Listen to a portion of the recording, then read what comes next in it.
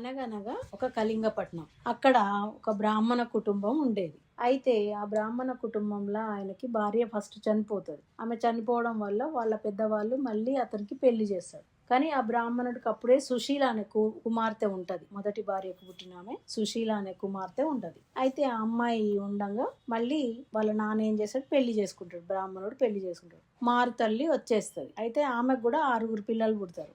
అయితే ఒకరోజు ఎప్పుడు కూడా ఆ అమ్మాయిని స్కూల్కి ఏం పంపించకుండా తను ఆ తమ్ముళ్ళను చెల్లెళ్ళను ఆడించుకుంటూ బయటికి తీసుకెళ్ళి ఆడించుకరా, నేను ఈ లోపు పని చేసుకుంటా అని ఆ సవతి తల్లి చెప్పి ఉండేది. అయితే ఈ సుశీల ఏం చేసేదంటే పిల్లల్ని తీసుకొని బయటికి వెళ్తుండేది. అప్పుడు ఆ సవతి తల్లి ఒక బెల్లం ముక్క ఇచ్చి తమ్ముళ్ళను చెల్లెళ్ళని ఆడించుకొని రా అని బయటికి పంపించేది. అయితే ఒక రోజు ఏమైంది, పక్కన అందరూ మార్గశిర మాసం వస్తుంది, గురువారం నాడు అందరూ పూజ చేసుకుంటారు. చేస్తుంటే అమ్మ ఏంటి ఈ పూజలు ఏంటి ఆంటీ, ఏంటి ఏం చేస్తున్నారు మీరు అంటే, మార్గశిర గురువారం మహాలక్ష్మి పూజ చేసుకుంటున్నాం సుశీల, నువ్వు కూడా చూద్దురా అని పిలుస్తారు ఆ అమ్మాయిని.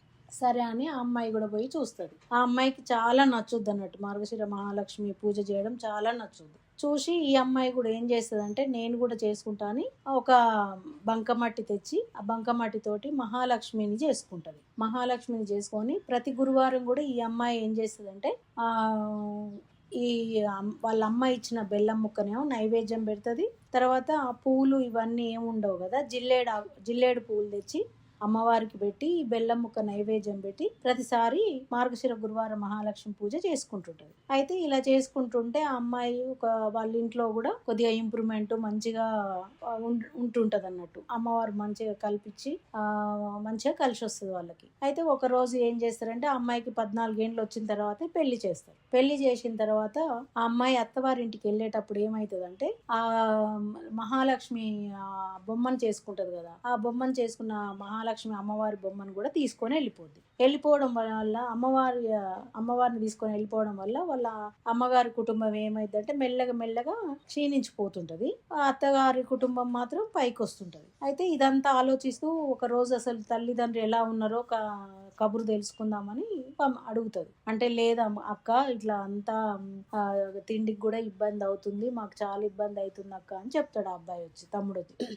సరేరా ఒకసారి నువ్వు రా అని చెప్పి తమ్ముడిని పిలిపించుకొని ఒక బొంగు కర్రను అంతా శుభ్రం చేయించి తొలిసి దాన్ని శుభ్రం చేయించి హోల్ లాగా అవుతుంది. దాని నిండా వరహాలు పోసి తమ్ముడికి హోల్ ఫిల్ చేసి తమ్ముడికి ఇస్తుంది. అరే తమ్ముడు, ఈ కర్రను జాగ్రత్తగా తీసుకొని ఇంటికి వెళ్ళు, అమ్మకి ఇవ్వరా అని చెప్పారు. అయితే ఈ అబ్బాయి ఏంటంటే, ఆ రోజుల్లో ఎక్కడికైనా నడిచిపోయే రోజులు కాబట్టి ఈ అబ్బాయి నడుచుకుంటూ పోతూ ఒక దగ్గరికి వెళ్ళిన తర్వాత వాటర్ తాగుదామని చెరువు దిగేటప్పుడు ఆ చెరువు గట్టు మీద పెట్టేసి వాటర్ తాగడానికి పోయి వచ్చేసరికి ఈ కర్ర ఎవరో తీసుకెళ్లేసరికి అప్పుడు ఏమైతుందంటే, ఈ అబ్బాయి కర్ర అటు ఇటు చూసుకుంటాడు, ఎక్కడ ఆ కర్ర కనిపించదు. ఒక రోజు మళ్ళీ ఇంటికి వెళ్ళిన తర్వాత ఏమన్నదిరా అక్క అని వాళ్ళ అమ్మ అడిగితే, ఇలా అమ్మ ఇట్లా నాకు అక్క కర్ర ఇచ్చింది కానీ ఆ కర్ర ఎవరో తీసుకున్నారు, ఇట్లా నాకు దొరకలేదని చెప్పాడు. సరే లేరా, మళ్ళీ తెల్లారో 2-3 రోజులు అయినాక ఒకసారి మళ్ళీ పోయిరారా అక్క దగ్గరికి అని చెప్తే సరే అని మళ్ళీ అక్క దగ్గరికి పోతే, అక్క ఇట్లా జరిగింది, ఏం లేదు, ఇప్పుడు మాకు అదే స్థితిలో ఉన్నామని చెప్పారు. ఓకేరా, ఈసారి ఏం చేస్తుందంటే, మంచిగా కొత్తది చెప్పుల జోడు ఉంటే ఆ చెప్పుల జోడు లోపల ఇట్లా అంతా ఇవి దాని నిండా వరహాలు పోసి ఆ జోడు మొత్తం కుట్టి ఒక బట్టలు కట్టి, ఇది ఆ నాన్నకీర తీసుకుపోయి జాగ్రత్తగా తీసుకుపో దీన్ని, కాకపోతే ఆ అబ్బాయికి ఇట్లా వరహాలు ఉన్నాయి పోసున్నా అనే సంగతి చెప్పదన్నట్టు, చిన్నపిల్లగాడు కాబట్టి. ఈ చెప్పుల జత తీసుకుపోయి నాన్నకీరా అంటే సరే అని తీసుకొని పోతుంటాడు. ఒక దగ్గరికి పోయినాక ఇట్లనే బాగా నడుచుకుంటూ పోతుంటే మళ్ళీ దాహం అనిపిస్తుంది. సరేలే అని వాటర్ తాగొద్దామని చెరువు దగ్గరికి పోయి వచ్చేసరికి ఈ చెప్పుల జోడు కూడా ఎత్తుకపోతారు ఎవరో.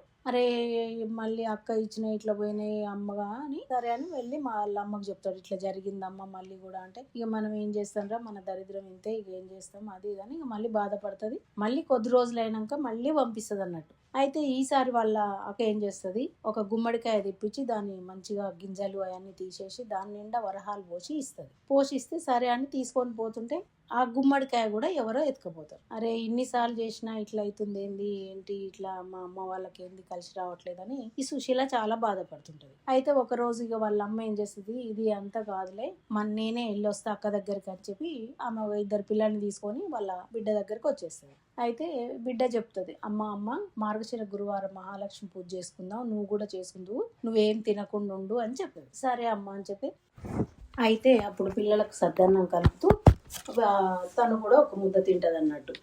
అట్లా తినడం వల్ల కూతురు వచ్చి, సరే అమ్మ పూజకు రా, మనం పూజ చేసుకుందాం అంటే, లేదమ్మా ఇట్లా పిల్లలకు సద్దన్నం కలిపేటప్పుడు ఎలా ఉప్పు సరిపోయిందో లేదో అని నేను తిని చూసినా అని అంటది. సరేలే అమ్మ నెక్స్ట్ వారం అన్న నోముకుందాము అని చెప్పి వెళ్ళిపోయి ఆమె నోముకుంటది. మళ్ళీ 2వ వారం కూడా అడుగుతుంది. సరేలే అమ్మ నేనేమన్నా చిన్నపిల్లనా, ఏం తినకుండా ఉంటా అది ఇది అని చెప్తుంది. పిల్లలకు తలంటు పోస్తూ ఏం చేస్తుంది అంటే ఆయిల్ వాళ్ళకి పెట్టి ఈమె కూడా రాసుకుంటుంది. ఈమె కూడా రాసుకునేసరికి ఆ వారం కూడా అట్లా మిస్ అయిపోద్ది. 3వ వారం వస్తుంది. 3వ వారం ఏం చేస్తుంది, ఇట్లా కాదులే అమ్మ, నువ్వు ఇక పిల్లల తోటి కాదు కానీ నువ్వు జాగ్రత్తగా తినకుండా ఉండు అని చెప్తే సరే అని చెప్తుంది. పిల్లలకు తల దూవుతూ ఏం చేస్తుంది అంటే ఈమె కూడా తల దూవుకుంటుంది. ఏందమ్మా ఇట్లా చేసినావు, ఈ వారం కూడా తల దూవుకోవద్దు కదా అది అని తల్లిని అంటది. సరేలే అమ్మ నెక్స్ట్ వారం ఇక ఏంది అట్లా జాగ్రత్తగా ఉంటా అని చెప్తుంది. 4వ వారం ఏం చేస్తుంది, 4వ వారం నువ్వు ఏం చేయొద్దు, నువ్వు ఇట్లా అయితే కాదులే అని ఒక గోతి తీసి ఆ గోతిలో వాళ్ళ అమ్మను కూర్చోబెట్టి ఆ చెక్క అడ్డం పెడుతుంది.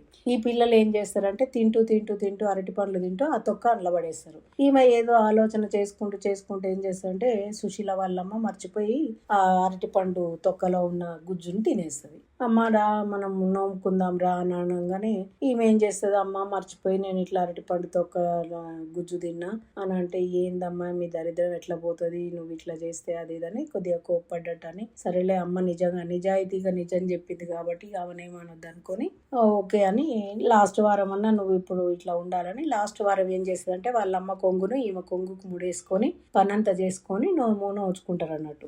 నోచుకుంటే మార్గశిర గురువారం మహాలక్ష్మి ఏం చేస్తారంటే అమ్మకు వాయనం ఇస్తారు. తర్వాత పూర్ణపు కుడుగులు చేసి అమ్మవారికి నివేదన చేయడానికి పెట్టుకుంటారు. అయితే ఈ సుశీల చేసిన కుడుములనేమో నివేదనకు ఇస్తే అమ్మవారు తీసుకొని తర్వాత వాళ్ళ అమ్మ చేసిన పూర్ణపు కుడువులను మాత్రం అమ్మవారు స్వీకరించదు. ఏంటమ్మా మా అమ్మ వాళ్ళు చేసిన వాటిని నువ్వు ఎందుకు స్వీకరిస్తలేవు, ఏంటంటే నువ్వు చిన్నతనంలో ఉన్నప్పుడు నువ్వు నా బొమ్మతో ఆడుకుంటున్నప్పుడు మీ అమ్మ నేను చీపురుతో కొట్టింది, అందుకనే నేను మీ అమ్మాయి నేను స్వీకరించను, నాకొద్దు అని అంటది. అలా అంటే ఎట్లా అమ్మ, నేను మా అమ్మ వాళ్ళ కుటుంబం చల్లగా ఉంటేనే కదా నేను హ్యాపీగా ఉండేది, నువ్వు అట్లా చేస్తే ఎట్లమ్మా అని వాళ్ళ అమ్మతోటి క్షమాపణ చెప్పిస్తుంది. తను క్షమాపణ చెప్పి అమ్మ ఇంకెప్పుడు కూడా నా తల్లిదండ్రులు మా అమ్మ అట్లా చేయదు, నువ్వు ఇట్లా స్వీకరించాలంటే అప్పుడు సరే నెక్స్ట్ ఇయర్ అయినా మంచిగా 5 వారాల నోపించు అని ఆమె చేసిన నైవేద్యాన్ని అమ్మవారు స్వీకరించడం వల్ల ఇక అమ్మవారు ఈమె అక్షంతలేసి వీళ్ళు అక్షంతలు వేసుకొని కథ సంపూర్ణం చేసుకుంటారు అన్నట్టు. మార్గశిర గురువారం కథ.